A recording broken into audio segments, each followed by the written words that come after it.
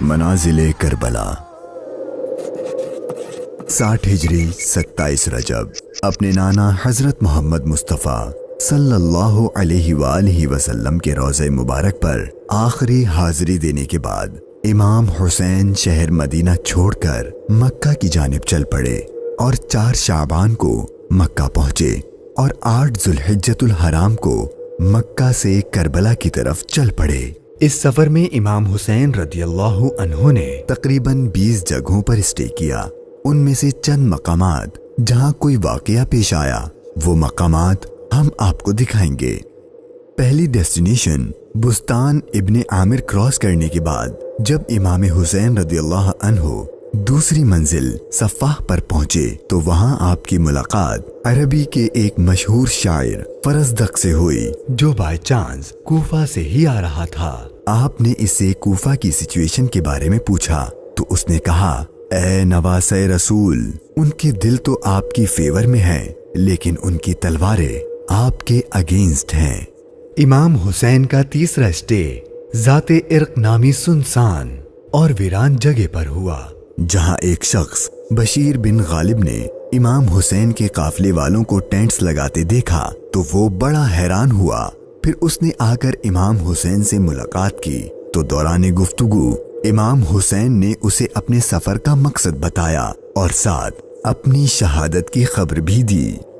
इमाम हुसैन का चौथा स्टे हाजिज था।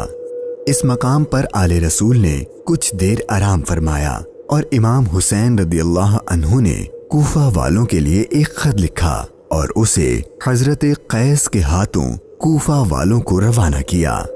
5वीं मंजिल बाजुल उयून और 6ठी मंजिल खुजैमिया को क्रॉस करके इमाम आली मकाम जब 7वीं मंजिल जरूद पर पहुंचे तो आपको जुहैर बिन अल-कैस नामी शख्स मिले जो कि हजरत उस्मान गनी के करीबी लोगों में से थे और हज अदा करके आ रहे थे। उसने जैसे ही इमाम हुसैन से मुलाकात की तो उसने अपने घर जाने के बजाय इमाम हुसैन का रफीक सफर बनने को प्रेफर किया। 8वीं मंजिल सालिबिया पर एक गमनाक इमाम हुसैन के इंतजार में थी। यही वो मकाम था जहां आपके चचाजाद भाई हजरत मुस्लिम बिन अकील और उनके 2 बेटों की शहादत की दर्दनाक खबर मिली। इस पर आपने खुतबा इरशाद फरमाया और हालात की संगीनी से काफले वालों को आगाह कर दिया ताकि कोई जाना चाहे तो चला जाए, लेकिन आपके साथ सफर शुरू करने वालों में से किसी ने पीठ न फेरी। मुश्किलात में इजाफा और जर्नी डिफिकल्ट होती जा रही थी क्योंकि इब्ने जियाद गवर्नर कूफा को इमाम हुसैन के आने की खबर मिल गई थी और उसने अपने बहादुर और माहिर कमांडर हुर को 1000 का लश्कर देकर इमाम हुसैन को गिरफ्तार करने भेज दिया। इमाम हुसैन जुहाला, बतने उकबा और शराफ से गुजरने के बाद जब 12वीं मंजिल सुरात पहुंचे तो आपका सामना हुर और उसके 1000 के लश्कर से हुआ।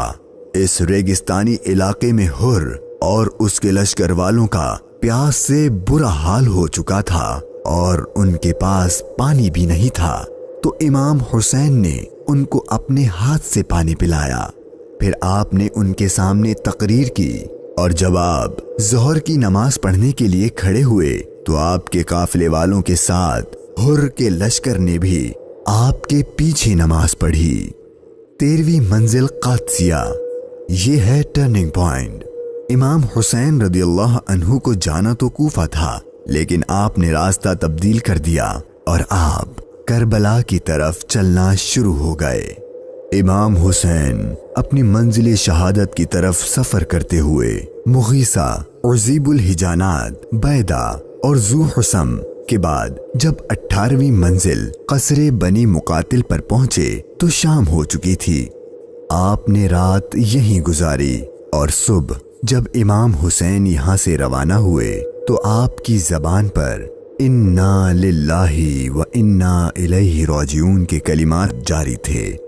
आपके बेटे अली अकबर ने आपसे ये कलिमात पढ़ने की वजह पूछी तो आपने फरमाया कि बेटा, मैंने अभी ख्वाब देखा है और उसमें हमें शहादत की खबर दी गई है। تو آپ کے شہزادے نے پوچھا کہ اے بابا جان، کیا ہم حق پر نہیں ہیں؟ تو امام حسین نے فرمایا کیوں نہیں؟ تو آپ کے شہزادے نے بہادری سے جواب دیا کہ پھر موت سے کوئی ڈر نہیں۔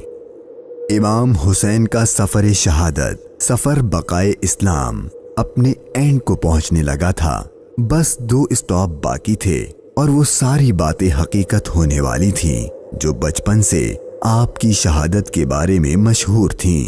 امام حسین جب اپنی سیکنڈ لاسٹ منزل نینوا پر پہنچے تو آپ کی آنکھوں کے سامنے بھی وہ سارا منظر گھومنے لگا جو آپ اپنے والد سے سنا کرتے تھے۔ ابھی امام نے تھوڑا ہی فاصلہ طے کیا تھا، ایک ریگستان میدان نظر آیا اور ابھی وہ سارا قیامت خیز منظر آپ کی نظروں میں گھوم ہی رہا تھا کہ ہر اپنے لشکر کے ساتھ ایک بار پھر آپ کے سامنے آ گیا اور اس نے بتایا کہ گورنر کوفہ ابن زیاد نے مجھے خط دیا ہے کہ آپ جس جگہ پر ہوں وہیں آپ کو روک لوں اور آپ کو ایک ایسی جگہ پر ٹھہراؤں جہاں پانی وغیرہ کچھ بھی نہ ہو۔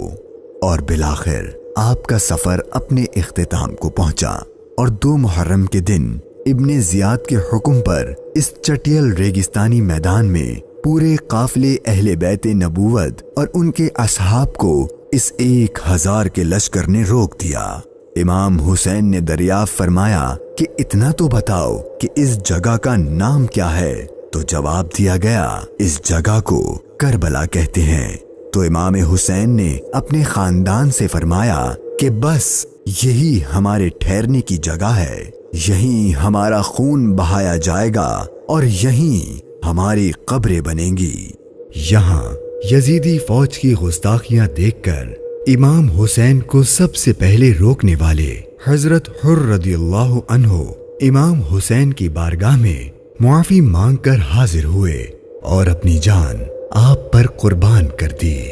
یہی کربلا کا میدان آپ کے طویل سفر کی 20ویں اور آخری منزل تھی، اور 8 دن بعد اہل بیت اطہار پر ظلم و ستم کر کے آپ پر اور اہل بیت پاک پر پانی بند کر کے آپ کے ساتھیوں کو بھوک اور پیاس کی حالت میں شہید کر دیا گیا۔ اور 61 ہجری 10 محرم یعنی عاشور کے دن تپتے صحرا 3 دن کی بھوک اور پیاس اور سجدے کی حالت میں امام حسین کو شہید کر دیا گیا۔